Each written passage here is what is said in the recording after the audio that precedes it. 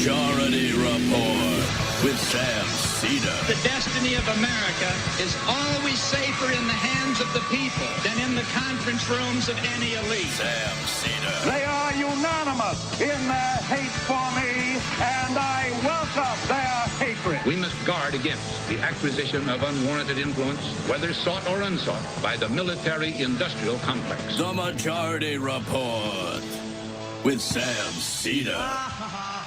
Ever get the feeling you've been cheated?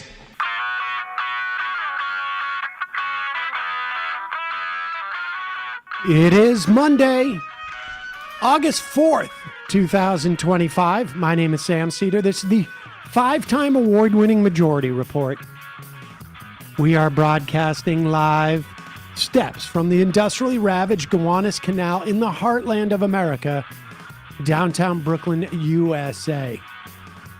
On the program today, Daniel Hunter, author, activist, and co-founder of Choose Democracy, and Erica Chenoweth, political scientist at Harvard, co-author of Why Civil Resistance Works. On our closing window to defeat authoritarianism. Also on the program today, Texas Democrats stop a redistricting session in Texas by denying quorum, having left the state. Governor Abbott threatens expulsion and prosecution. Donald Trump fires the Bureau of Labor Statistics head who gave him bad news. Now he's shopping for a crony. 550 former Israeli security chiefs say Israel not waging a just war. This as Israel kills 56 more overnight, and its forced starvation engulfs the entire strip. Meanwhile, back home, Israel First Democrats are scrambling to reposition. Trump claims to deploy nuclear subs in response to Russian online comments. Nancy Mace to run for South Carolina's governor. Elon Musk reportedly now spending millions to support Republicans in the midterms and promote the big, beautiful bill. I thought Trump was in the Epstein files. Why is he still supporting him? I thought he didn't like the big, beautiful bill. That's true. And the Venetian becomes the last casino on the Vegas Strip to unionize.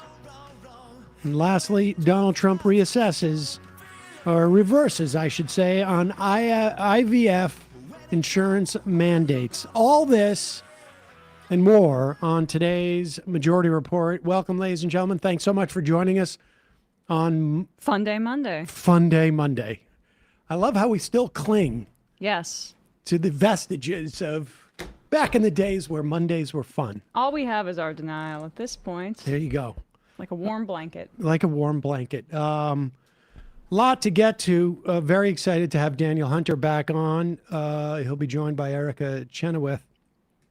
Daniel, you'll recall, was on this program, I feel like it was in January, and met him through Joshua Kahn Russell, who was a fave. Joshua's been out of country for a while. Yeah. But fascinating stuff, and we'll be talking to Daniel in a moment. Meanwhile, the jobs numbers came out. I know you discussed this on Friday. Yep. And the revisions to the May and June numbers, which might have even been more dramatic news. Well, fake stats. It gives a picture of what is happening, and you should understand this is happening as supposedly we have now net migration. I don't know if that's exactly the case, but there are reports to that effect because we're deporting so many people. And it's not just deporting the people, but people are afraid to go to work. Even people who ostensibly would not be deported are afraid to show up at work. And what happens if you've got a 25-person construction crew and 10 or 15 people aren't showing up, your job site shuts down. And nobody's looking to, they're looking to hire people. But I don't know where all of these Americans are hiding that they're not coming out and taking all these jobs. They're living off of Medicaid and trips to the hospital. They're just down in their basement, playing video games. But we are watching the economy contract. Job loss is often a leading indicator of this. And we're going to start feeling the implications of tariffs. We have some good examples of some clips of people who are adamant. I make my product in the U.S. I'm pro-tariff, and are finding out that you really need to be more specific with what you're pro. You might want to be pro-specific tariffs, but not just tariffs, wielded around like a baseball bat. We'll get to that. But the way that the BLS works is you have two different surveys that they use to estimate and put out an estimated picture of jobs losses and gains. There's the household survey, and then there's a second one that's more business oriented in data. Household survey is literally just like, hey, how many people are working in your household? Right. Did anybody lose their job? It's literally, the way we know a survey. The other is a combination of both interviews with employers, with data that's filed, and none of that data comes in just a 30-day period. That's a quick snapshot. That's why you get revisions. We've had multiple eras of massive revisions. 2009, where things changed so dramatically because of the financial crisis. During COVID, we saw this. And the shock of the tariffs and what it did in terms of freezing businesses, I think is what we're starting to see. Not necessarily the tariffs themselves, but just simply like, we don't know what's going on here. I'm not hiring anybody. Liberation. And they were hoping that Trump would chicken out. So basically, they've just been kind of bracing themselves, but they can't offset the pain that they're experiencing anymore, basically, or delay. So here is Trump speaking as to why he fired the chief of the BLS, and listen carefully to how he thinks information has been manipulated in the past. Mr. President, on the monthly jobs report, going forward, why should anyone trust the numbers? Well, that's the big thing. You're right. No, you're right. Why should anybody trust numbers? You go back to election day. Look what happened 2 or 3 days before with massive, wonderful job numbers, trying to get him elected or her elected, trying to get whoever the hell was running. Because you go back, and they came out with numbers that were very favorable to Kamala, okay, to trying to get him elected, trying to get her elected. And then on the 15th of November or thereabouts, they had an 800,000 or 900,000 overstatement reduction right after the election. It didn't work because you know who won, John? I won. But here's the thing. Your supporters have had issues with these numbers. Okay, so he's being asked, everybody's expecting you're going to hire a crony who's just going to lie for you. How can we trust these numbers? And he goes back and he goes, you remember, right before the election, they came out with great jobs numbers. And then right after, they came out with revisions that said they were bad. Except for this sundowning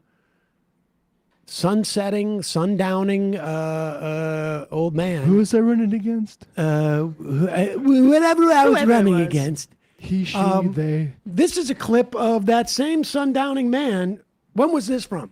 November 1st. So this is after, these are when the October numbers were released prior to the election. I was just going to ask, because it's a clip of him campaigning. Yeah. Why would he be campaigning after the election? It would be weird. It would be weird. Oh, so it was before the election. Right. Oh, okay. Well, let's hear what he says, whether we can trust these numbers. 4 days before The election, they have among the worst numbers ever in history. Nobody's ever heard. They did 12,000 jobs. Normally you're 250, 300,000, 400,000. They did 12. Think of it, 12,000 jobs. And it's hundreds of thousands of jobs, less than it should be. Think. Because they're pathetic. They don't know anything. These people don't know anything. She's a very low IQ person. We don't need a low IQ individual. We just had that for 4 years. We don't need this. He's talking about the jobs report that came out before the election and said that there was only 12,000 jobs that were added at that time. Right. I do like the benchmark of you need 200,000, 300,000, 400,000 is a normal month for job gains. I also like how he completely misunderstood the question from that reporter who was saying, like, how in the future can we trust the numbers if you put... He understood. No, I mean, I don't know. Is he sundowning or does he just, like, have a reflexive lying reaction to all of this? I guess it doesn't necessarily matter. It could be both. It could be both, but it's, like, amazing this war on, like, this anti-intellectualism that's just, like, also a huge part of him consolidating power. It's the same thing with the RFK Jr. Appointment and all of this anti-science stuff. It's like a war on methodology and data collection, because in the podcast space, like with Rogan, the anti-intellectualism is a great brand because it makes people feel like, oh, these elites, they don't know what the hell they're talking about. And Trump has absorbed that kind of mentality into his political coalition. This is the same tendency on the right that had that called it Jewish science in Nazi Germany. I will tell you, George W. Bush was rode into the White House being anti-intellectual and going after the sort of the pointy heads. But Gertrude Himmelfarb, one of the early sort of like neoconservatives, was explicit that there should be a tax on science so that there was no objective reality. This has been a long-term conservative project to attack science. And of course, you don't even need to be a fundamentalist Christian to want to attack science, as was happening during the Bush years, because, intelligent design and all of this. And now we don't even discuss it. Now it's just like religious freedom to teach that in schools. But this has been a long-term Republican project, and it is now just sort of like at its apex. We have crossed some type of sort of critical mass into it. And here is Kevin Hassett, who was a big McCain economic advisor. And oh my, how... He must be one of the good Republicans then, right? Yes, exactly. Because he's not going to go McCain, out there and kowtow honest maverick for Donald Trump. Yeah. Is the president prepared to fire anyone who reports data that he disagrees with? No, absolutely not. The president wants his own people there so that when we see the numbers, they're more transparent and more reliable. And if there are big changes and big revisions... Oh, pause it for 1 second. What does that mean? Is he saying that they're not reliable because they're not Trump people? More transparent. And so why wouldn't Trump fire anybody who gives him non-Trump numbers? This is really, it's disgusting. This guy's a little bit young, I think, to basically tie his hitch to Donald Trump. Right. But it's supposed to be only boomers who have like 5 or 10 years left of life, and they just want to get theirs. Exactly. Yeah. Go back a little bit more. Wants his own people there so that when we see the numbers, they're more transparent and more reliable. And if there are big changes and big revisions, we expect more big revisions for the jobs data in September, for example, then we want to know why. We want people to explain it to us. All right, but bottom line, were the numbers wrong? Do you have any hard evidence that you can present to the American public that these numbers, these revisions that were reported, and there were plenty of revisions under former President Biden, including right before the election, do you have any hard evidence that these numbers were wrong? Yeah, there is very hard evidence that we're looking at the biggest revision since 1968. Are you going to present if that you evidence? look at the number itself, it is the evidence. But just saying it's an outlier is not evidence, Mr. Hassett. It's a historically important outlier. It's something that's unprecedented. Still So unprecedented it's still that not I've been looking at it evidence, for though. 40 years, and I'm like, it must be a typo. Okay. All right. Let's This is move on to so despicable. First of all, she should have asked him before this, like, are you saying you don't know where these revisions come from? Like, you don't know the process? Of course he does. And he's so disgustingly slippery here. Oh, yeah. Oh, He knows the he's lying. evidence is the number's big. And I'm surprised. I was crazy. really surprised about that. Is that all we need from him? Is just to be like, huh, that's peculiar. That's a big revision. Oh, I've had a thought. I guess that's the extent of like the allegation that these numbers are phony. That's it's just the that it's a evidence. little bit of a larger revision than is typical. I've got another Which piece is of evidence. not even true. Look at the Yeah. look of my face. Yeah. Whoa, I'm confused. surprised. Good. Bad vibes. This Bad is on vi- CNBC the next day. Oh yeah, this was this morning. Just the markets seem to believe the revisions in the numbers more than they believe the original numbers. That's why you saw bond yields fair. tumble on Friday. Are you in agreement with that? Do you think we are starting to see a real slowdown in the jobs market? Yeah, I think the jobs numbers were slower than we expected. I think that like one of the explanations for revisions is they have more complete data. And so I think it is likely that the revisions are a better read of the data if the data are not being manipulated. And so, yeah, I would say that it's a little bit weaker. But don't forget, this is before the big, beautiful bill is really kicking in. And so with our eyes on the horizon, we're highly optimistic about the future of this economy. We've got the big, beautiful bill. We've got expected factories, got no taxes on tips. We've got incomes going up $10,000 for a typical family. And we've got all of that happening while the budget deficit's declining rapidly because of the All right, we don't need to hear any more of this. He goes on CNBC where he knows the audience there knows. He can't say the evidence that this revision is wrong is that it's much bigger. Look than at it. I've ever like Look at the dang thing. I'm surprised. So there's prima facie evidence that it's wrong. Why didn't the jobs numbers take into account that the big beautiful bill was just passed and they should have anticipated that there will be future jobs added and not even bothered with such a bad piece of data for Donald Trump? You know, actually, now that we've seen the data, I feel like I am on better ground to argue a hypothetical in the future that things are going to get better. So I was surprised that the backward-looking revisions didn't include forward hypothetical ambitions and aspirations I have. That was very strange.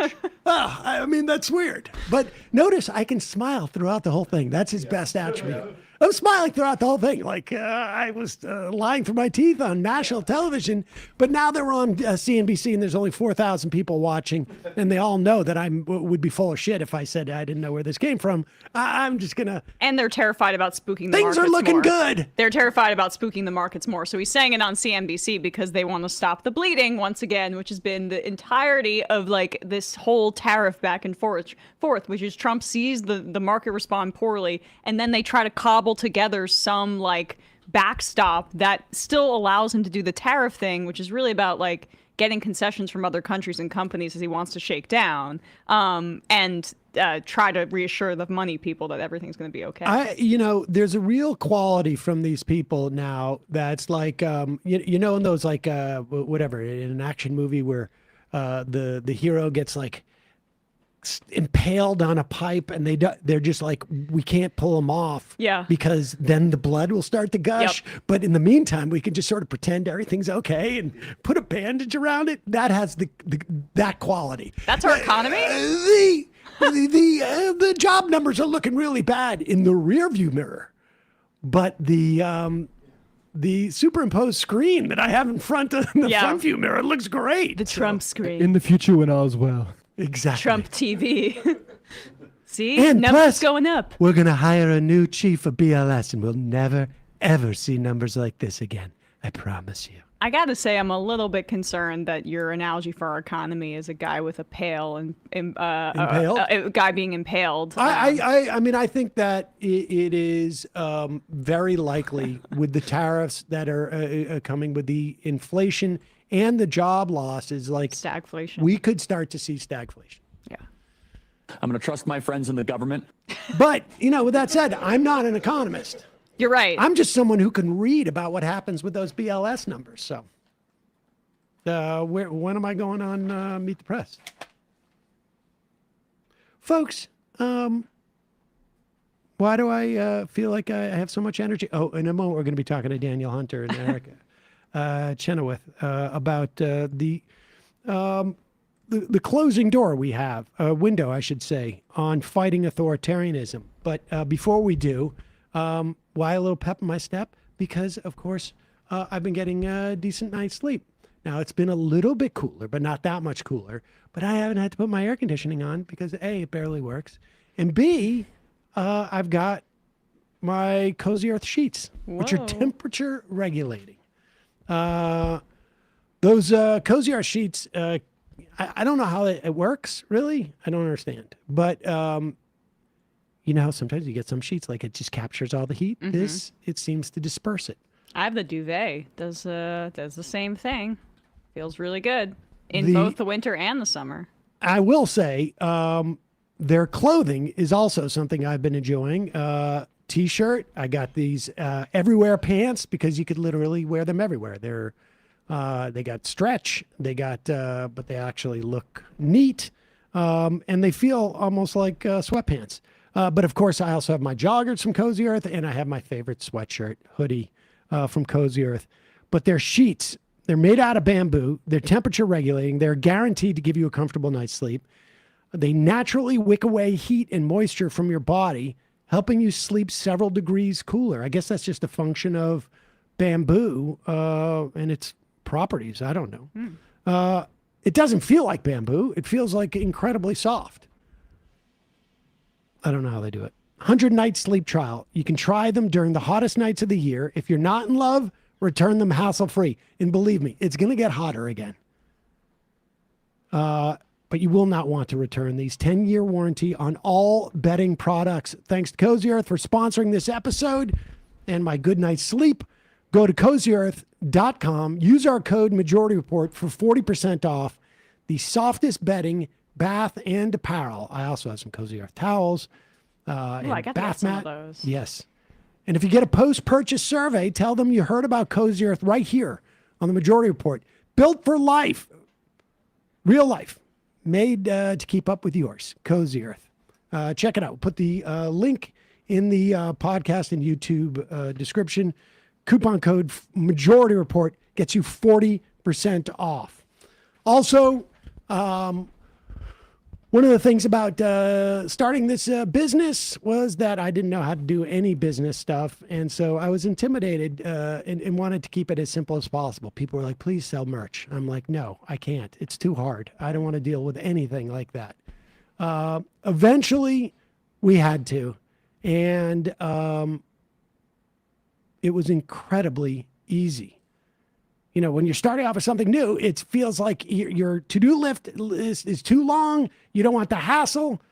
Well, there is an easy way to set up your online store. And for millions of businesses, that tool is Shopify. Hello. Hello. Shopify is the commerce platform behind millions of businesses around the world. Things like Magic Spoon, which used to advertise on this program. I lead some of that stuff. To brands just getting started, Shopify has hundreds of ready-to-use templates to help you build an online store to match your brand. Doesn't matter if it's beautiful or edgy or minimalist or sort of like, IKEA panels with gels. They can match it. Shopify is packed with AI tools to help you put together product descriptions, page headlines, even enhance your product photography. And best yet, Shopify helps you with managing inventory. If you sell offline, online, you can sell on social media sites. Super easy, all integrated on the back end. They help you with international shipping. They help you with processing returns and everything. If you're ready to sell, you're ready for Shopify. Honestly, super easy. We can scale as we get new products, easy to put it up, put it into our system. And then all of a sudden we're making real cash registers. Turn your big business idea into cha-ching with Shopify on your side. Sign up for your $1 per month trial. Start selling today. Shopify.com/majority. Go to Shopify.com/majority. Shopify.com/majority. There you go. We'll put the link in the description, the podcast and YouTube description. Quick break, and we'll be talking to Daniel Hunter and Erica Chenoweth on the closing window we have to fight authoritarianism.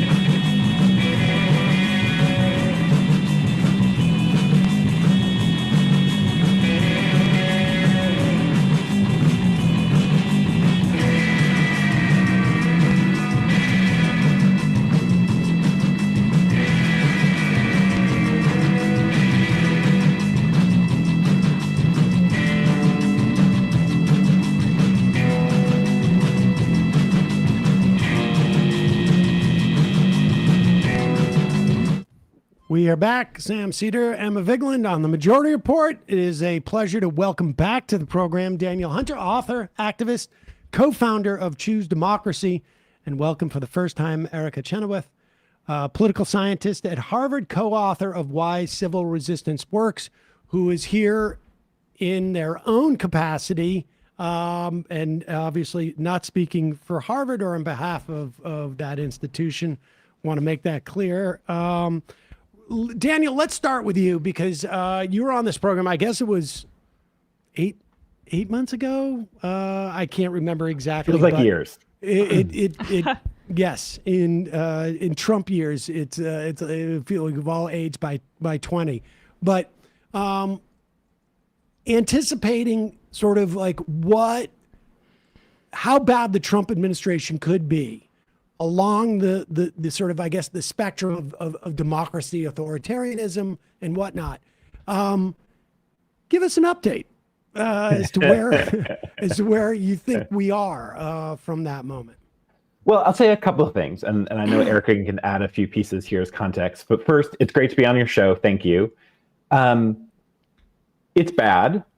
I think we can level there pretty quickly, but I think the nature of it is interesting. So there's some pieces to track. So one is, in terms of following the authoritarian playbook, Trump didn't write it. This is not new. Other authoritarians around the globe have sort of written these playbooks about how these things work.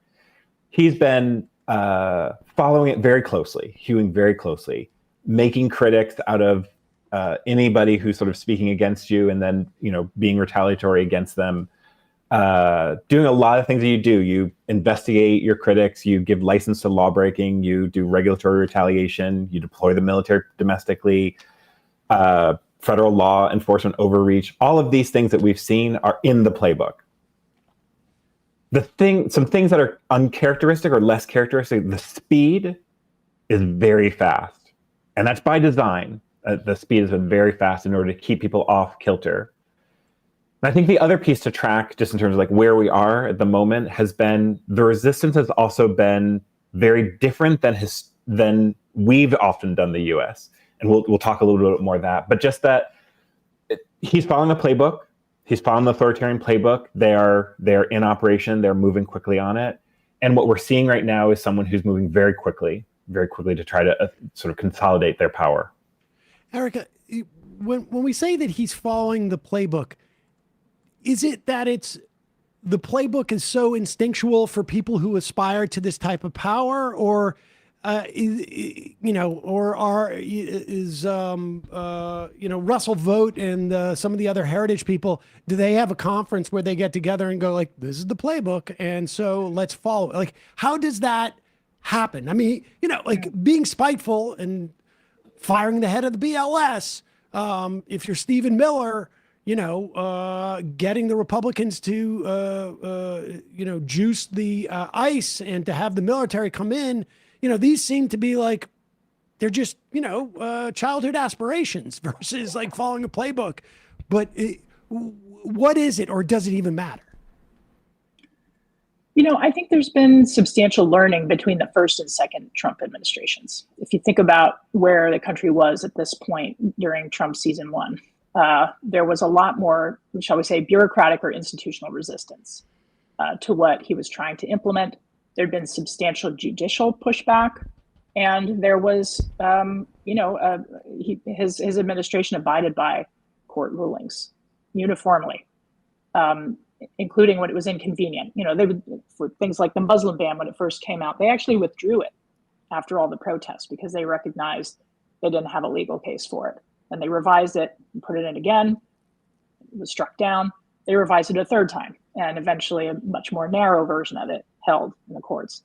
But they were responsive both to grassroots resistance and mobilization, to judicial resistance to what they were doing constitutionally, and to resistance within the GOP. So where we are now is that between Trump 1 and Trump 2, is that those different points of resistance have either been weakened substantially or eliminated in the early days of Trump season 2, which is to say, the first step was basically to try to purge all the bureaucratic resistance points, right? And that was like the opening salvo, was to try to break down any resistance within the executive branch. Then there's longstanding efforts to break down resistance within the GOP, kind of between Trump 1 and 2, and now it's his party. And then the third piece is basically not caring whether what is being done is legal, awaiting a challenge, pushing the law to its limits, and forcing the judiciary to be at war with itself.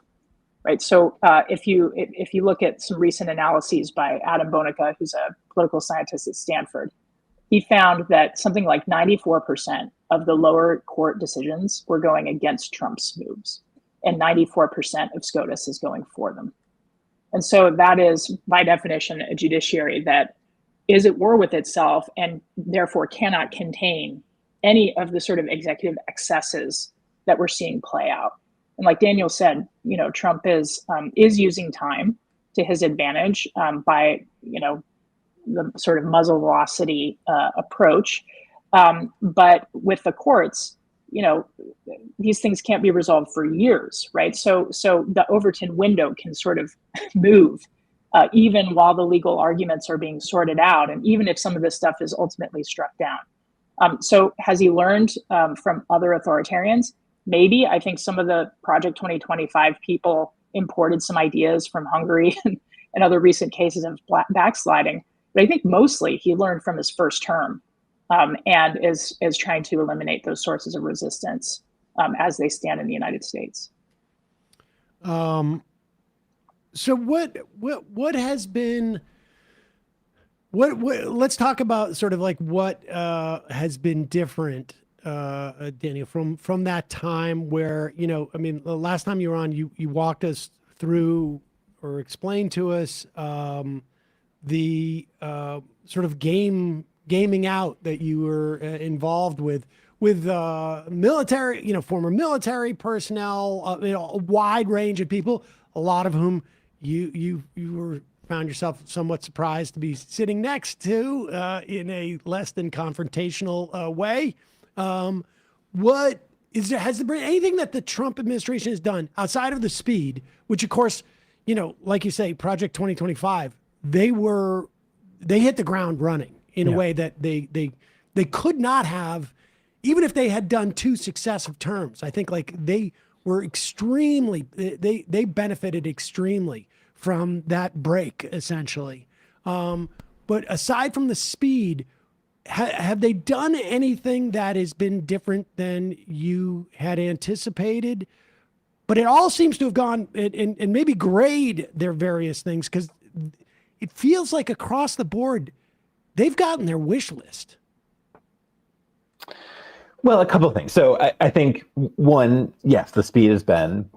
I think another thing that's been different than I anticipated, at least, has been the degree to which it's warfare in every direction. So as opposed to focusing on 2 or 3 institutions, it's really there's been a clarion call, which is we're doing all warfare all the time with everybody. There is a downside to that, which they're beginning to experience, which is when you do warfare all the time with everybody, you begin fracturing up your internal base. And so it's not possible to take on everybody. And MAGA isn't one coherent whole. It is a series of different bodies that are cobbled together. And that's true for any kind of regime like this. And so one of the things that's been surprising to me, and I think we haven't really remarked on how surprising this is, how volatile that team is and how splittable it's been. So Elon Musk is the classic example of this at the moment, which is Elon Musk and him had gotten in bed together. They'd made a pact. They were always going to be somewhat unstable as two, rich guys who are ego driven. But the Tesla takedown movement, everybody who's involved in, not buying Teslas, telling people not to, showing up in protests, that entire that entity of a movement played its role in cleaving off a whole section of the MAGA energy, and specifically Elon Musk, but also a lot of the people that came with it. And so I think another piece of it, and I'm not trying to be positive just for the sake of being positive, but that it is there are exposed vulnerabilities, even in the midst of, as you said, I think quite accurately, even in the midst of achieving a huge amount of victories very quickly. And so I think both of those things being true next to each other has been interesting to unfold. The other piece that I didn't anticipate, and people who've been studying authoritarians have told me that this is actually fairly common, is the incompetence level. So I think just remembering Signalgate and this was the moment, right, where wars were being organized through signal chats. So it appears the amount of incompetence in the administration is consistent with regimes who have needed to hire for loyalty above competence. Right. And when you do that, you have a level of ignorance about how the systems work that's very strong. Your applicant pool is just smaller. It's a smaller pool. And that a result of that is this administration needs everyone to constantly believe it's being very successful. So in areas where they haven't been able to be successful at moving things forward, they change the discourse right away rather than focusing on or having us focus on areas where they haven't been as successful, where they haven't been able to move things forward the way they wanted to. And so it's true that they've been able to move fast, break a lot of things. Their interest in sort of surviving entities, that's not what they're trying to do. They're willing to just break a lot of things to get their way. But they're also moving in a way that is, again, led by such a level of incompetence that they've also been very unsuccessful at achieving a lot of the things that they want to achieve as well. Well, Erica, then I guess then my next question is then what does this do for setting up the future of the government that this new one big beautiful bill is supposed to create, which is this explosion of the ICE budget, which is the thing that I think a lot of folks here are so concerned about. Because if we're seeing this authoritarian playbook play out and they're moving with such speed, they haven't even gotten all the tools that they need to implement their agenda, or that they're going to get, or not need, but that they're going to get. That we're about to see this mass hiring effort for ICE agents. They're offering these major bonuses. And is there anything in the history that shows that once you kind of create these cracks, that this gives, I don't know, rise and greater ease to these Gestapo tactics that we're seeing? Is that what you anticipate? Yeah, I think Daniel's right that that incompetence comes along with hiring for loyalty. It's malign incompetence, though, and one of the areas in which we see that is through the explosion of the immigration enforcement as sort of the primary arm of government repression, is what I would call it. And so, having a mass recruitment drive does mean that it will draw in kind of three different groups of people who are interested in participating. One is folks who are looking for a pay raise and who are maybe already in an adjacent industry and have already kind of gone through all the hoops of deciding whether that's the way they want to spend their working career or not. And so it's pretty low barrier to entry for folks who are just looking for a pay raise. The second group is people who are actually true believers, like they're animated by this call. They view it as a sacred duty to defend the country because they believe what Trump has said about immigrants, and so are gonna sign up for that reason. And then there's sort of a third group of people who are more like profiteers. So this is one step up from opportunists and people who are actually quite cynical in the way that they will personally benefit from or enrich themselves. And these would be the people who are sort of the people building these temporary camps at huge costs that line their pockets, et cetera. And so, I think it's useful to think about that people are coming in with different motivations and therefore have different levels of, shall we say, tolerance for what they're going to be asked to do or forced to do. And that provides lots of opportunities for fissures and for thinking through how non-cooperation with immigration enforcement might play out in the country. So I think there's in the past, it is often the case that movements that win because they're able to sow levels of either discontentment, even with just like the lack of professionalism or other things that people, they join because they are seeking, these different things. And if they feel like they don't get them, they're not going to stay. We've already seen some people who were hired rapidly to help guard the camp in the Everglades, and they've left already.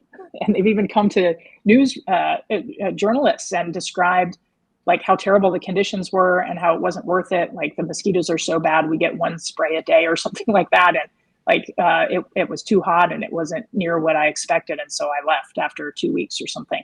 So, we're going to see more of that play out. And it's significant. Like those things are, what's important is, as Daniel said, like there will be attempts to cover it up. There'll be attempts to tell a different story about this sort of righteous cause. And so it's important for people to shine the light on the facts. That's interesting. It hadn't occurred to me, but almost the more money they offer, the more opportunity there is for people to come in and be disillusioned because, like $50,000 bonus, maybe what I'm reading about ICE is not true, or I don't follow it on Instagram. And then I get there and it's like, whoa, this is a crap show. Well, I'm curious also. And then you won't get your bonus, Sam, because you won't stay for 5 years. Well, I mean, I may end up being, those will probably be the people who are going to be leaking information to the press, right? I mean, that's like the perfect, it seems to me, description of somebody who's there, disgruntled. They put, they're banking on this. Maybe they left another job. As the economy gets worse, I would imagine there's going to be more of those people, but I also would imagine they're going to start to it's steal a pencil type of thing, right? Where you make yourself feel better at work, I guess. But Erica, I'm curious, is there anything that surprises you about this? The incompetence, I have to tell you, doesn't surprise me because I saw that at Air America when we were working for a con man. everybody, it was all loyalty. And so people who are completely incompetent were moving up the ranks because their number one job was to protect the guy at the top. And that was the only thing that they were measured against. Was there anything else that has struck you about what has happened that was unsurprising as of, let's say, January? Yeah, I mean, in January and February, I was surprised at how little resistance there was from kind of prominent civil society institutions. So again, during Trump 1, we saw kind of the corporate sphere and big business and whatever kind of saying, this is excessive, and we want to keep a stable economy. We don't want to break things or whatever. And this time there seemed to be much less. In fact, the entirety of the tech sector, like waltzing in and sitting in the front row in front of even all of the cabinet members, was like such a visual demonstration of what to expect.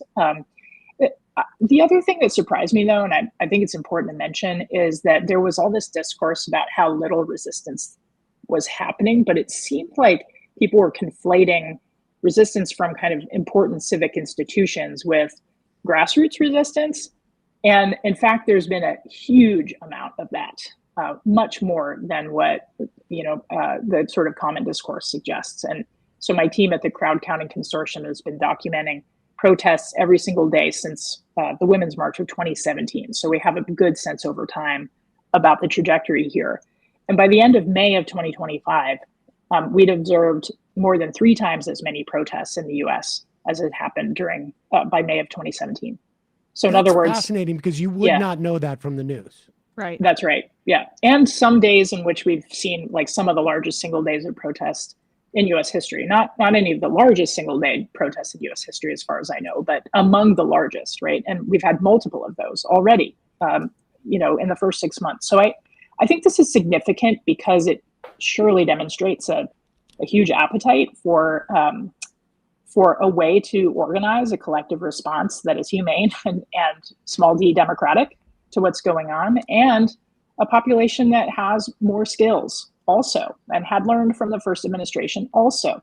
And, Daniel and Choose Democracy were a part of this running into the 2020 election.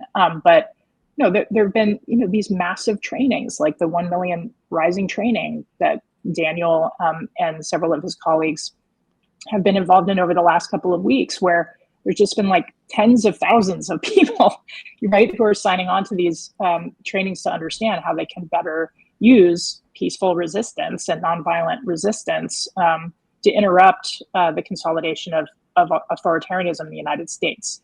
And so I'm not exactly surprised, but what surprises me is how little people are talking about that and this sort of historic moment in which we are now situated.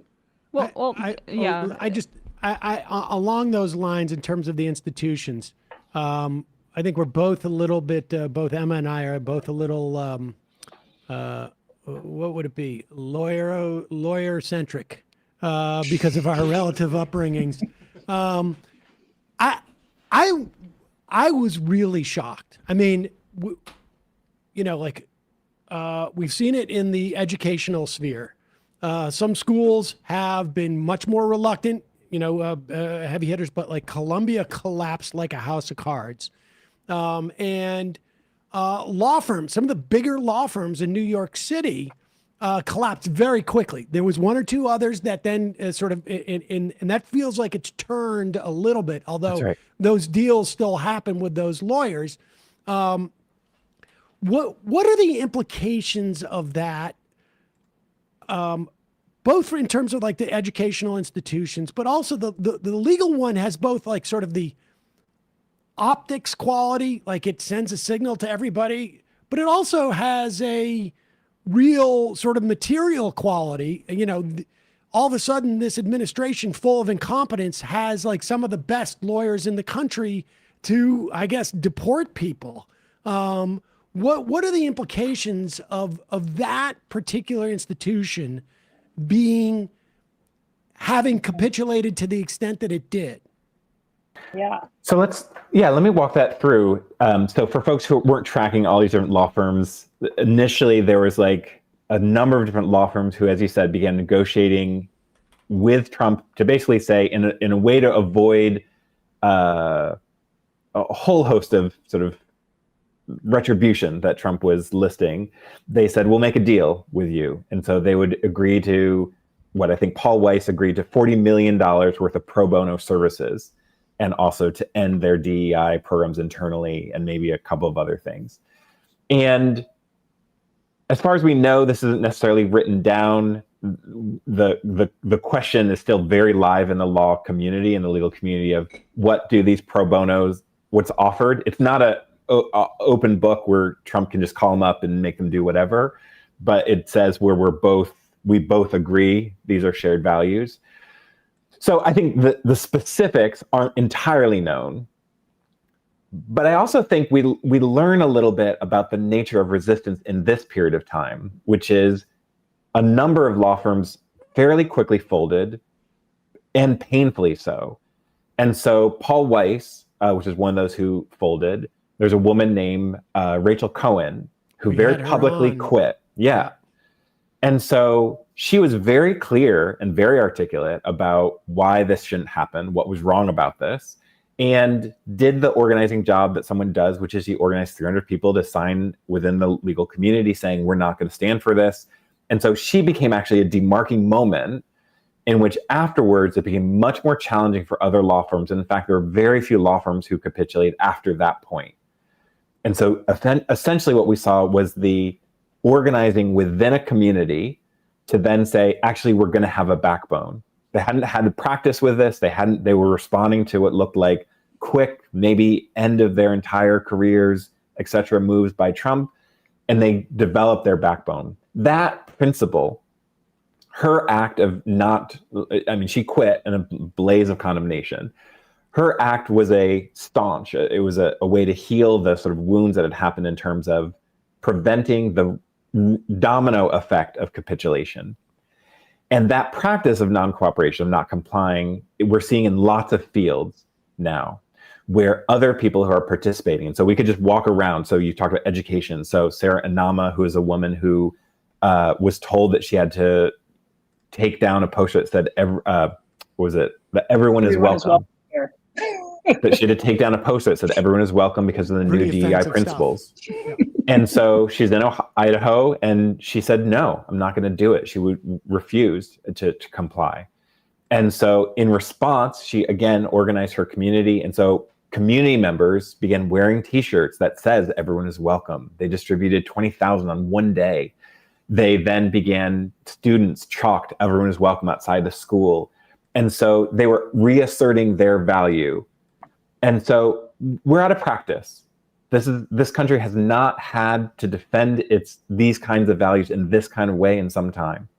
And so there are sets of the communities who have not been involved in any kind of protest or organizing or action.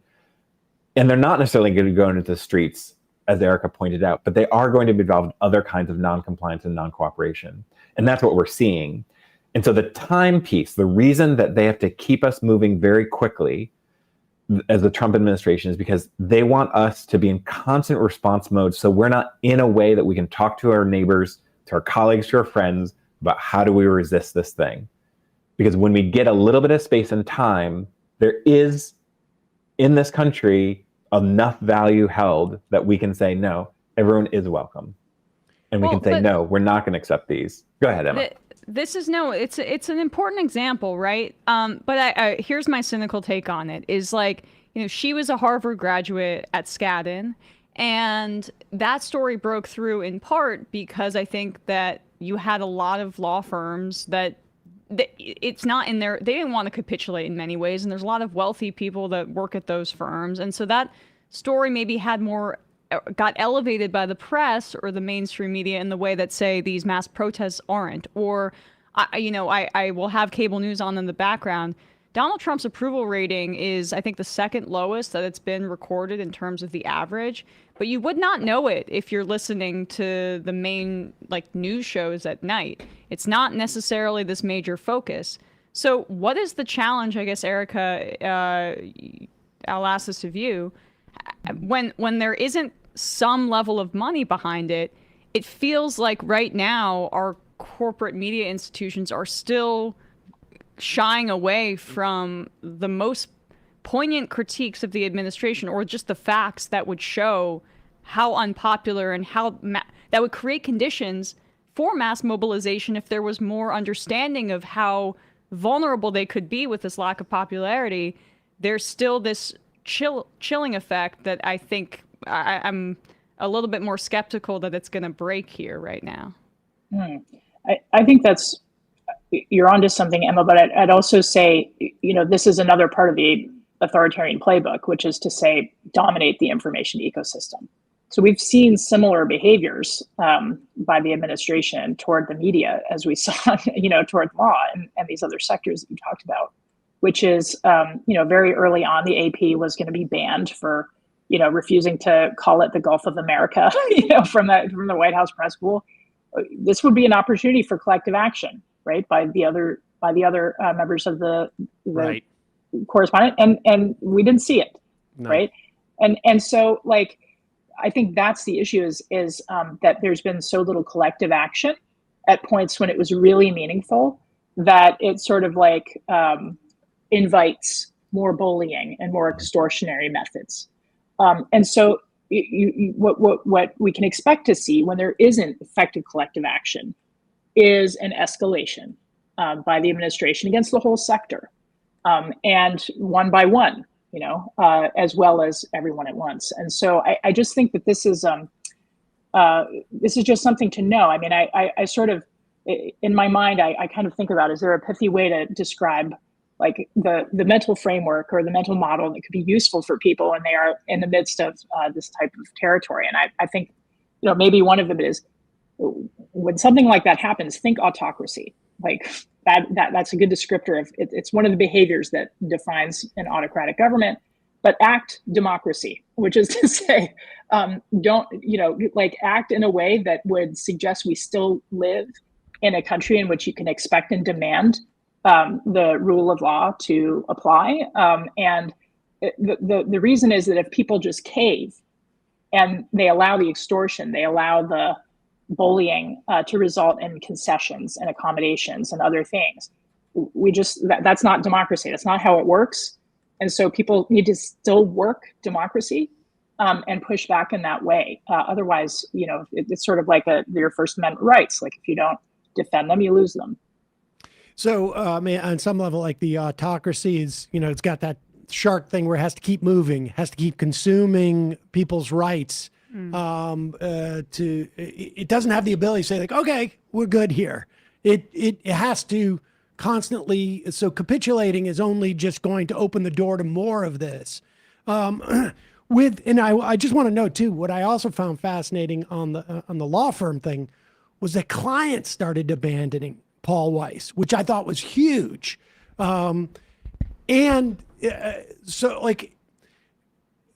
Let's talk about the sort of the knock-on effects, within these silos, right? At one point, I think the idea is that we need to cross these sort of sectors, and there needs to be some solidarity across sectors. But first, everybody's got to sort of establish some leadership within the different sectors, so that there's an opportunity, theoretically, I guess, to sort of bring these things together. But talk about the dynamic. Erica and Daniel, I'd like both of your opinions on this, of sort of the knock-on effect. I'm not a huge South Park fan. I remember their perspective on the Iraq War. I'm that old, but I felt but I will say that my 12-year-old really enjoyed seeing Donald Trump's talking penis, and also the idea of them saying F you to Paramount, them saying F you to everybody there who, we don't know what kind of risk there is associated with them. I mean, maybe they could lose their $1.5 billion contract. Maybe it was never that, who knows?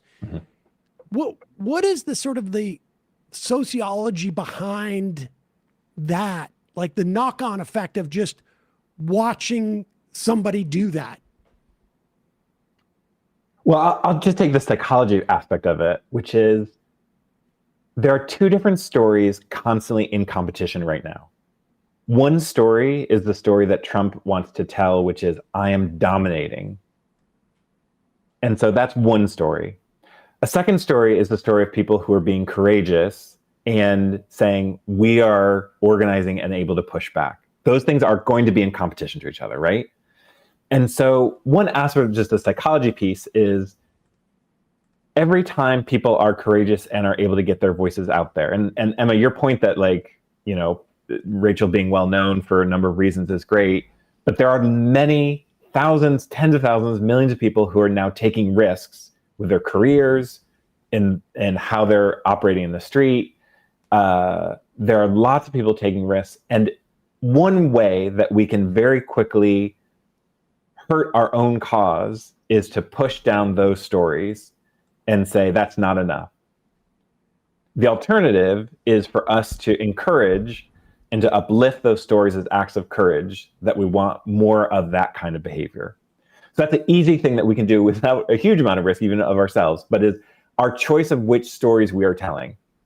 And so that continues to be why I tell, like, just another story is Elizabeth Costello, who is a mother of 5, lives in Pasadena, just outside of LA. She saw 6 people who were being seized by ICE at a donut shop, and she said, absolutely not.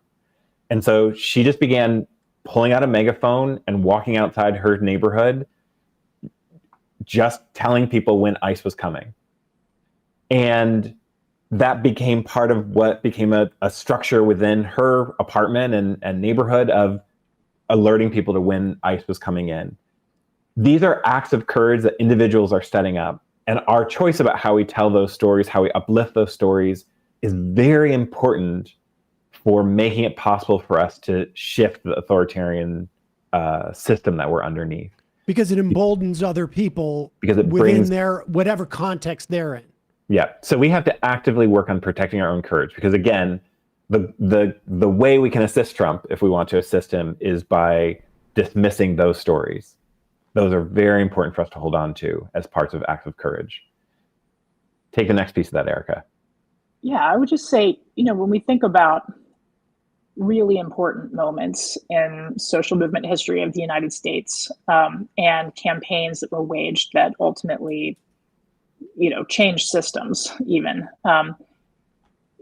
A lot of them didn't start out with some kind of well-formulated strategic plan that was going to apply nationally or whatever. It was through people experimenting locally where they lived with different techniques of non-cooperation. And then the ones that worked started to be replicated elsewhere. And so when you said, like, sort of knock-on effects, Sam, what I was thinking about was the sort of demonstration effects of a powerful intervention by a community that then is picked up and used elsewhere to even more powerful effect. And the Woolworth's, lunch counter sit-ins that started in February of 1960, where 4 Black students went in and sat down in a place that explicitly did not serve Black students in North Carolina at a lunch counter and refused to leave till it closed, even though they were threatened with arrest, resulted in, within 4 days, 300 people coming and joining them at that lunch counter. And many of them were ultimately arrested for disorderly conduct and other kind of manufactured crimes. And then within 2 months, lunch counter sit-ins were happening in, over 50 cities and towns and 13 states, including in Nashville, Tennessee, where that actually escalated into a desegregation of the entire city. Not just lunch counters, but department stores and every other place of commerce. And that's an example of just people getting together and experimenting and something working, and then it working in many other places and becoming almost like a foundational memory of what the civil rights movement was able to achieve. And it even helped create SNCC, that the student activists who were part of it then created this infrastructure that was able to then organize many other effective campaigns and build a whole generation of activists who, serve in Congress and just be leading lights in the country's history. So I just want to say, there are these double knock-on effects. The one is the fear that is brought by a sense that everyone is capitulating and no one is holding the line. But there's also the demonstration effects of people doing the thing and experimenting and not expecting them to have all the answers, but to recognize courage where it comes and to replicate the successes when they happen.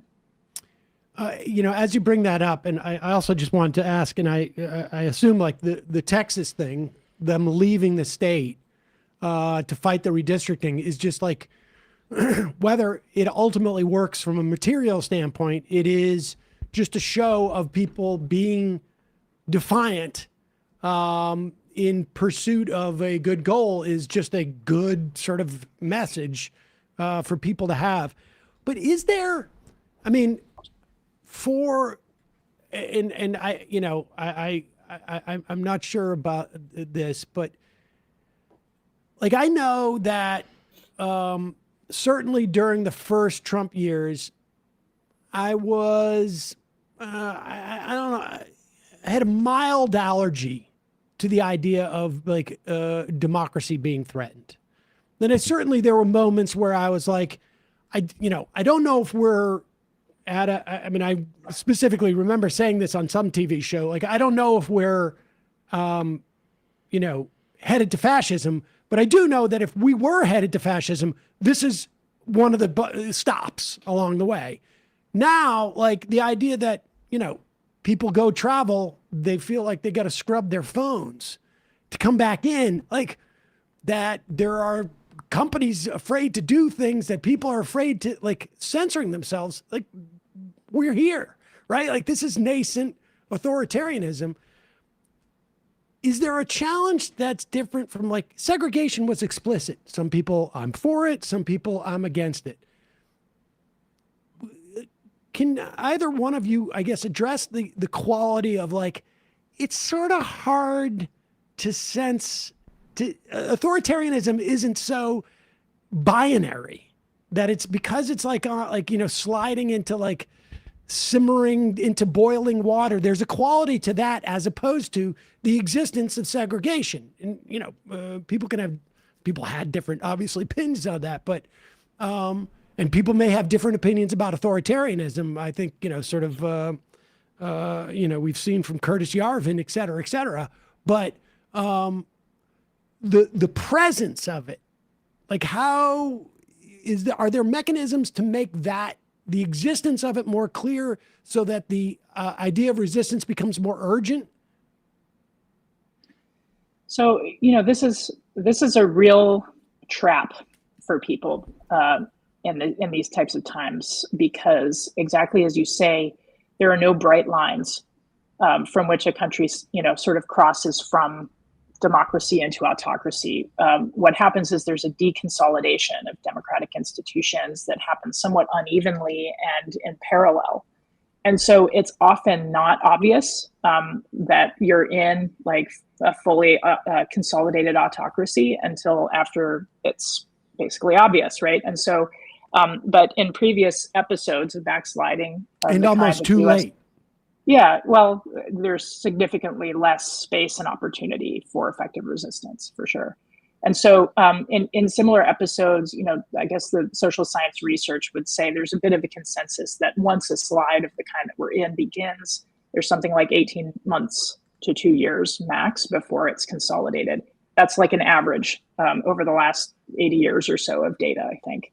And so it's not necessarily predictive, but if the US followed that trajectory, like, that's what people could expect, is that it's this slow, it's a fast decline, but day by day, people aren't recognizing at any point at which they're like, aha, this is the moment in which, and, people were saying at the beginning of the administration, if he defies a court order, that would be the red line for me. Well, where are we now? Chuck Schumer was saying that. Right. Chuck Schumer, the leader of the Democrats in the Senate, was saying that. Constitutional crisis, it comes and goes. Yeah. Well, I mean, if you trust the Washington Post reporting last week, they say that something like 30% of the lower court orders have been ignored or evaded at this point. And we just confirmed Emil Bovee, who 3 different whistleblowers said his policy was to F the courts. Right. So we are in the trap that people fall into is they think that if it's legal, it must be democratic. What Greg Abbott is doing right now and threatening that he'll put in charge with felonies all of the Democrats who are out of state right now if they don't come back and form a quorum so that they can pass this fundamentally anti-democratic law, is he is actually just using the maximal powers of his office and legal authorities that he says he has and that he may indeed have if the courts decide he has them, right? And so this is it, is that autocrats will jawbone. They will basically, file suit or depend on suit, but they'll do what they want in the short term and worry about the legality of it later. And it may, in fact, be that the courts decide what they did is technically illegal, but under no reasonable terms could you call it democratic in terms of its norms, right? So it's sort of like democracy depends on people in positions of power actually not exercising the full extremity of their authorities every day of the week, right? It requires them to restrain themselves most of the time. Because actually the Constitution allows executives to do a lot of things under emergencies.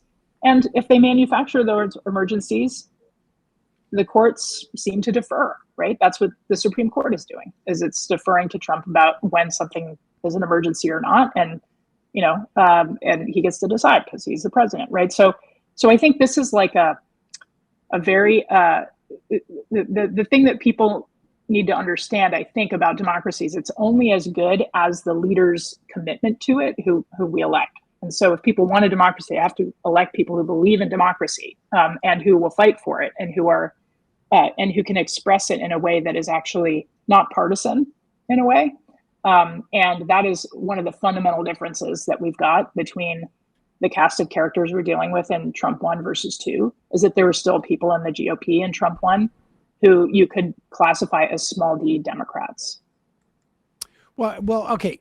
So there's two problems as I see it, Daniel, with this. Is that one, I think Ben Rhodes even wrote something like this shortly after the election. Like, when Harris was going around selling democracy, people were hearing like, "Oh, that system that is screwing me over," and that's a problem. I mean, it may be a category error, or maybe there's a couple of that's an entirely another topic on some level. But and B, how do you articulate this or show this? Like, what actions can people like our listeners take that provide an example? And for those people who have fallen into that trap of like, well, it's legal, or Paul Weiss is like, well, they're fighting anti-Semitism. Of course not. But able to justify to themselves that this is going to be better than that.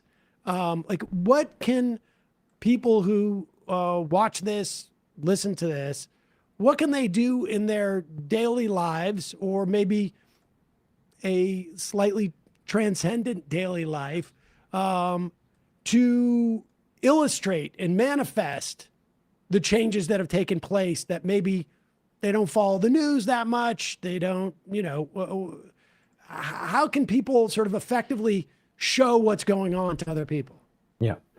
Well, I think one thing, and I'll just plug your show, which is one thing you do in your show is you help people not just take the individual awful things that happen, but we have to help people put it together with some language, so that we're not just dealing with one bad thing that's coming out of the Trump administration, but it's an autocratic takeover. So just in the way that we talk about it, this is not a normal government. This is a regime, and it needs to be understood in that way, in the way that you talk about the Hitler regime, and the way you talk about other regimes who have not operated based on normal ways of operating. So I think just everything Erica said about sort of understanding the totality of where we are and the language for it, and we're experimenting with the language. I mean, I think we just got to be clear, like, none of us have the answers here. We're in some new, fresh territory. And so that is part of the challenge. What's the language? How do we talk about it, et cetera? I think a second thing that needs to happen that's important is any acts that signal publicly people's opposition to any aspect of this.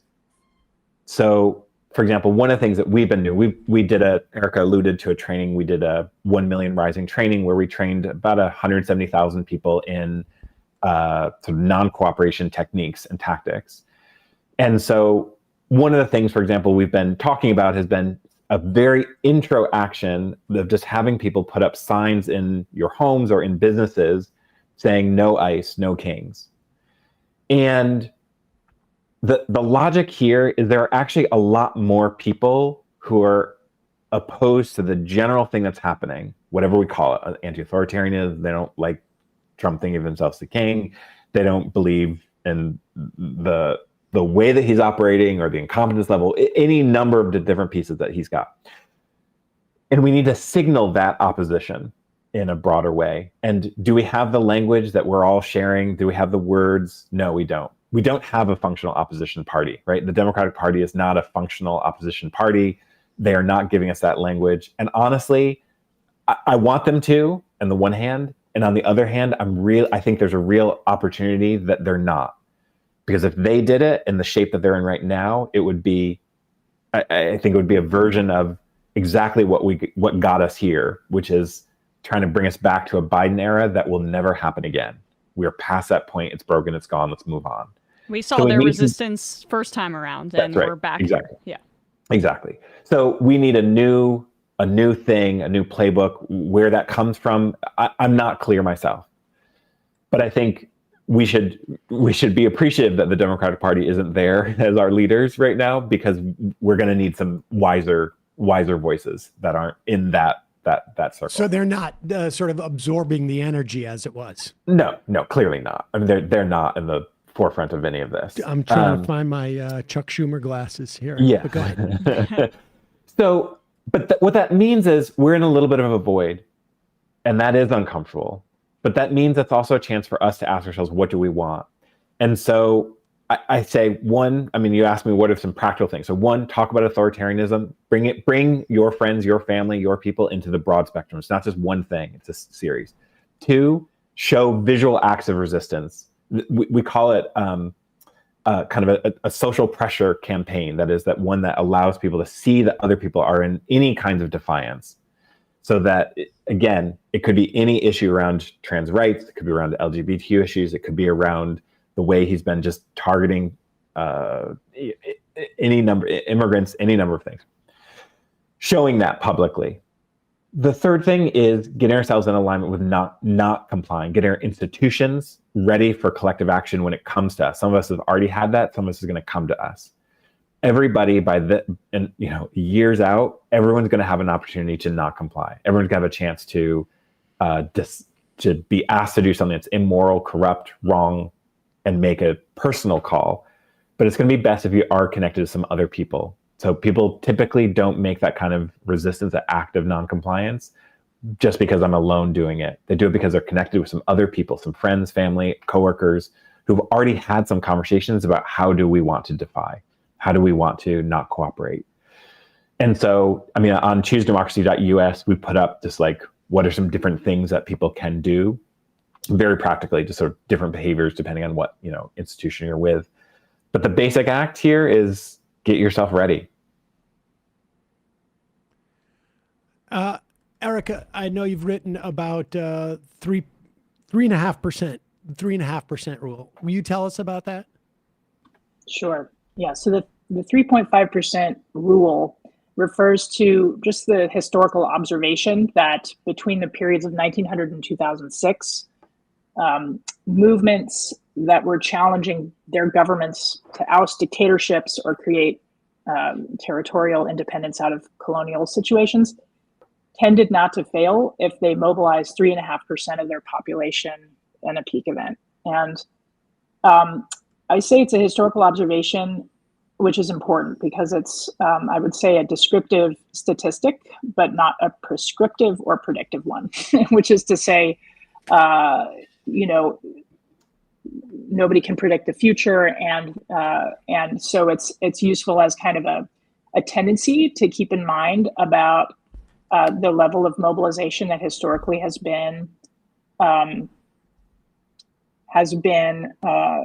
critical threshold for movements against autocracy, and it's also just a descriptive statistic. So we don't know what's behind that number. For example, how many years the mobilization was taking place prior, which types of organizing strategies went into building a movement of that mass, whether there were other things happening, like whether the movement was able to elicit those defections from police or security forces in ways that really destabilized their opponents, where the business and economic kind of pillar was situating itself in that conflict.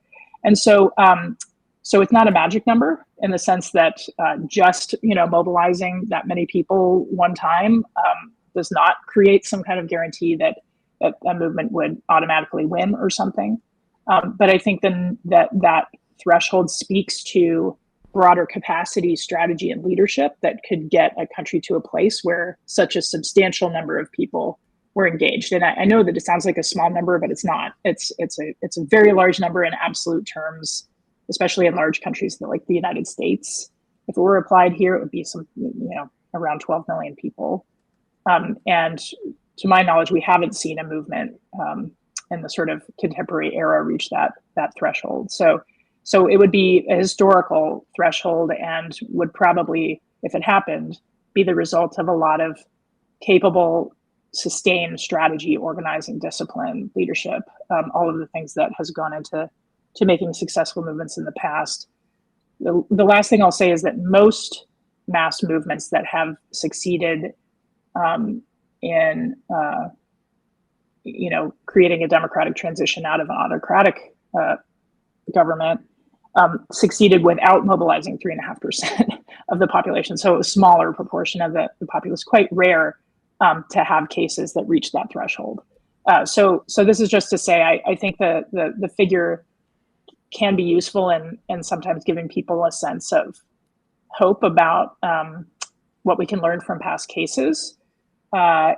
And you don't need also 75% of the people. Exactly. You don't need 51% of the people to affect change. That's right. And I think what happens is that people then can identify their own agency in that number, right? They can see how, we're just talking about me organizing in my community and being part of something big enough to have an impact without, having to convince, like you say, 75% of the population or something like that.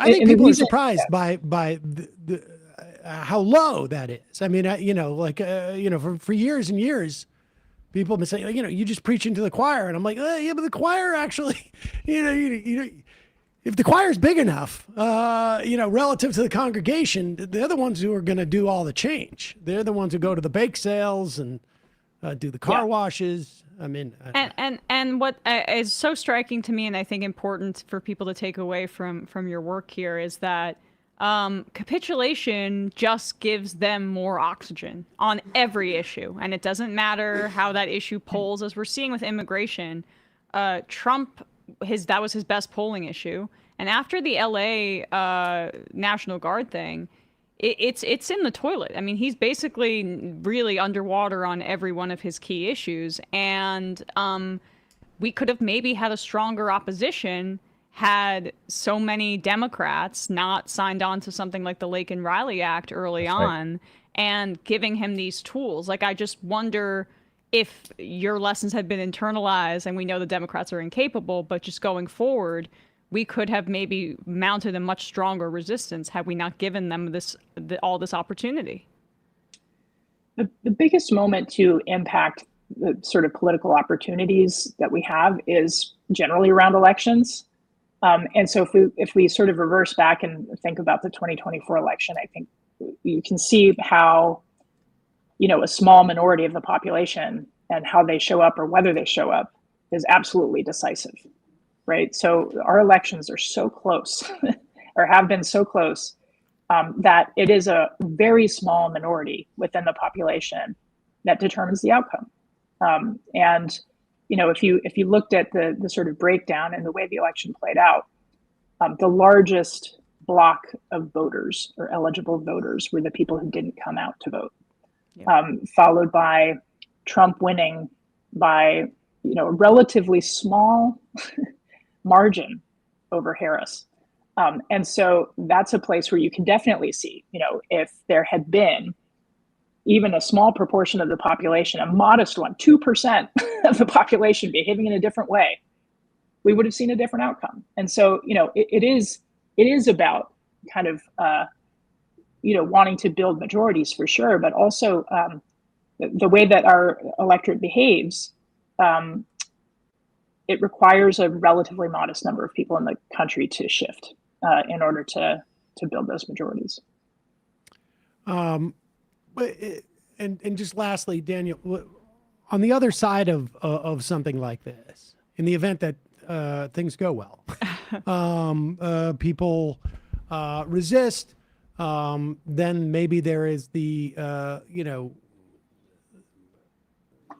winning the House becomes some type of toehold, perhaps to police what Trump is doing to some extent. Obviously, we're going to need people, citizens to,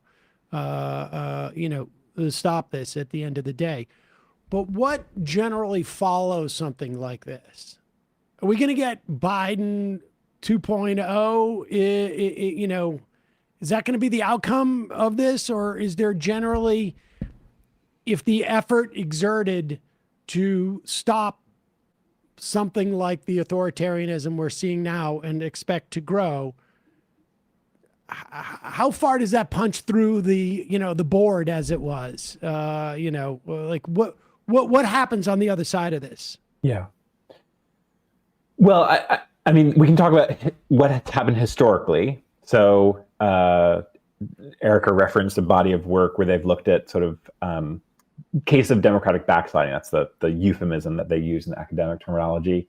But when shit hits the fan like this, how often were people successful at doing it? And the piece you just mentioned is really critical, which is with no civil resistance movement, the democracies do in fact backslide the vast majority of times. So if there's no civil resistance movement, if we don't get in the streets, if we don't do the things, if we don't, all the different behaviors that contribute, 7.5% of the time they lose. They win. Only 7.5% of the time are they able to win. With a civil resistance movement, they can win over half, 51.7. So the civil resistance movement is critical. Why is it critical? It's critical because it's unhappy about how things are, and typically it's often unhappy about how things have been. And so it's not just that the movement is asking for a return to, but typically in those cases where people have been able to undo their backsliding, the democracies advance in terms of they become more inclusive, more, name some of those values that people are going for. They become more democratic than they were before. If they don't, they get punished for it because they then return through the authoritarian cycle again, traditionally. And so this is our moment. If you are unhappy with where we are, and I am very unhappy with where we are, I'm very unhappy with where we've been. Biden era was I was not with it. And this is the moment in which, yes, what you're saying, Sam, is very doable, not easy to do, but very doable, which is movements who've been able to mount a resistance, kick out the authoritarian regime, not just Trump, but the regime itself. They're then able to assert higher values for higher democracies, higher protections, greater access than we've experienced before anywhere in my lifetime. So that's the hope. That's what we're aiming for. And experience from other countries shows that is doable. That is a pathway available to us in this time. Daniel Hunter, Erica Chenoweth, what are there websites that we should point people to for more information that may help them in terms of organizing or to just get plugged into either the work that either one of you are doing, et cetera? Where should we point people? People go to choosedemocracy.us. On that, we keep a kind of running actions of what are some different things people can do if they're just looking to get plugged in, either organizations that are already involved or so forth. And then we're part of a crew called Freedom Trainers, freedomtrainers.net. We've been training people in non-cooperation. I think we've trained over 250,000 people in techniques of non-cooperation, from people who are inside institutions or inside federal bureaucracy to people who are regular folk who are just trying to figure out, what do I do in this moment in time? And lastly, let me just, there's one more thing. you're training people to fight the authoritarianism. The answers that they have, these aren't necessarily exclusive of those more democratic answers, right? I mean, they are part if of. I'm a DSA member, you know, that part, you're teaching techniques on how to both resist what's happening now that ultimately theoretically open up the playing field for what comes next. But right, it's sort of like a both and type of situation. That's right. I mean, there's a 3-stage model here, which is before you reverse it and get to a new thing, you've got to stop it. Before you stop it, you have to slow it down. So there's a series of steps that we just have to get through.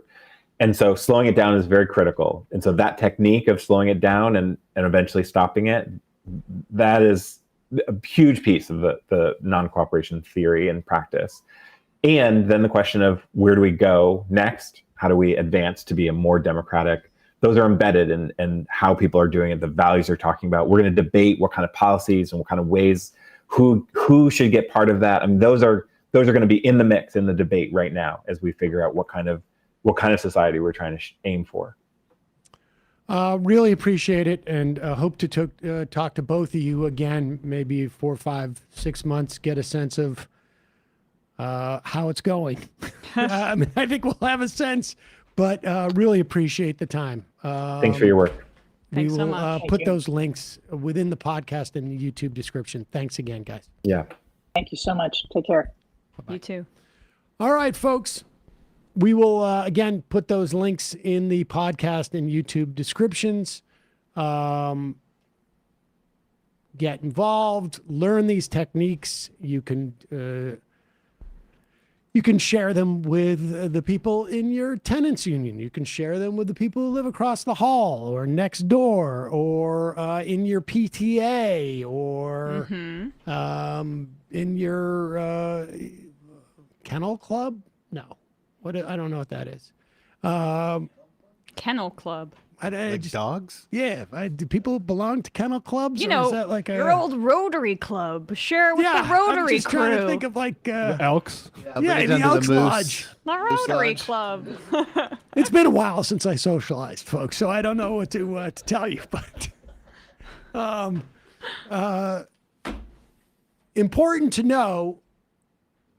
These are tactics, and there is a sort of like I don't know if I would call it an ideology as much as a disposition.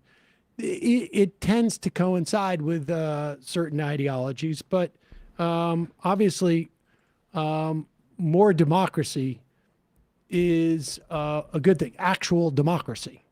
And so these are great resources. Just a reminder, you can support this program by becoming a member. Join themajority.report.com. When you do, you get the free show free of commercials, and you get the fun half. Also, justcoffee.coop. One of the things that this Texas thing reminds me of is when we saw folks in Wisconsin, when Scott Walker was stripping healthcare from Wisconsinites and unionization, the ability to unionize from Wisconsinites. Still have a poster in here, the Wisconsin 14 left the Wisconsin to attempt to deny them a quorum. And they ended up, I think, like getting tracked down by state police before they left the state lines, or maybe even across, I can't remember what it was, and brought back. We will talk about the what's happening with Texas in the fun half, but whenever I think about Just Coffee, I just am reminded being out there in Madison. It was freezing cold in January, and people marching, and Just Coffee, running into Just Coffee, they were handing out coffee to people for free. They're situated in Madison, Wisconsin, right down the road from the Capitol. Co-op, founded on with a desire to work with folks in Chiapas, Mexico, and great coffee. And you can get 10% off by using the coupon code majority. So justcoffee.coop. Matt, Left Reckoning. Yesterday on Left Reckoning, we had Jasper Nathaniel of the Infinite Jazz Substack on talking about his reporting on the West Bank and also the, quote, Gaza Humanitarian Foundation, which is maybe one of the most evil organizations to spring up in recent memory. That is for members at patreon.com/Left Reckoning, but it's also going to premiere for everybody as soon as the fun half ends today. So just stay tuned to the fun half and you will be sent over to the Left Reckoning page and you'll be able to see the members' content for free. So check that out and also give us a sub. Because we're very close to 50K, actually. 50K. Huge. All right. See you in the fun half. 3 months from now, 6 months from now, 9 months from now. And I don't think it's going to be the same as it looks like in 6 months from now. And I don't know if it's necessarily going to be better 6 months from now than it is 3 months from now. But I think around 18 months out, we're going to look back and go like, wow. What? What is that going on? It's nuts. Wait a second. Hold on for a second. The Majority Report. Emma, welcome to the program. Hey. Matt. What is up, everyone? Nomi Key. You did it. Let's go, Brandon. Let's go, Brandon. Bradley, you want to say hello? Sorry to disappoint everyone. I'm just a random guy. It's all the boys today. Fundamentally false. No, I'm sorry. Women's... Stop talking for a second and let me finish. Where is this coming from, dude? But dude, you want to smoke this 7A? Yes. Hi, me? Is it? Yes. Is this me? Is it me? It is you. Is this me? Hello, is this me? I think it is you. Who is you? No sound. Every single freaking day. What's on your mind? Sports. We can discuss free markets and we can discuss capitalism. I'm going to go start watching. Libertarians. They're so stupid, though. Common sense says, of course. Gobbledygook.